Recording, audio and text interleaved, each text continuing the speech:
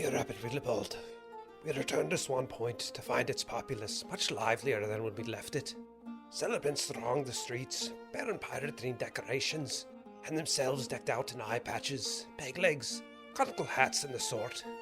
It was Bolini Day, a local festival with a queer origin. I learned about it, and much more, after paying a visit to the Temple of the Lady of Evening Glory and the local parish of Pelor. Well, the Temple of Evening Glory was more than keen to cure Electricy. It apparently offered succour and sanctuary to young Polaris when he was even more of a whelp. I suspect their charity and smiles are a veil for something else, like perfume on a corpse. I discovered they employ necromancy.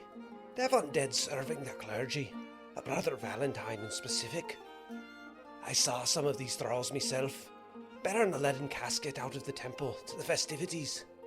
I think some in my party were at least partially taken by Brother Valentine's spiel about their worship only being about love for the lost surviving beyond the grave. But I doubt they've wielded divine magic, nor felt the cold darkness of the forces which animate the dead. Perhaps if they knew exactly what those creatures would be driven to do, what their actual nature is, were Brother Valentine's hold over them ever broken, they would understand.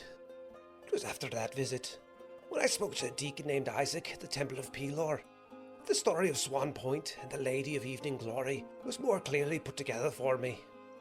Bolini was a pirate lord who once terrorized this land. So cruel was he that he killed the Graven widow, her husband a victim himself of the man, just for the sport of it. But even after death, she supposedly continued to appear at the docks. And one day, this Brother Valentine goes out to the graveyard, raises an army of the dead, which is used to slay the pirate. His death now marks a holiday for the people of Swan Point. It is a thing that cemented the religion of the Lady of Evening Glory. So strong has her hold been on the settlement, that most of the feckless vicars of St. Pelor left the city rather than compete with her. They went to found their own village, now abandoned in what is a mystery of its own.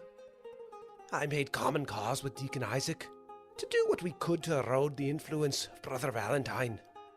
I then joined my party in the festivities of Bolini Day.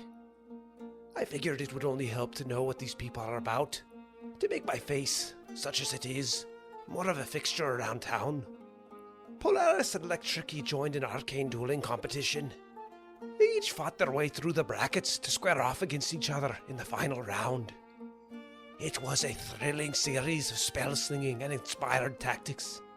Electricy ultimately won, but I don't doubt with another year or two under his belt, Polaris might well take the plaudits in future days. Myself and Nim also joined competitions. We comported ourselves well, both making it to the finals, but only to be stopped short at second place.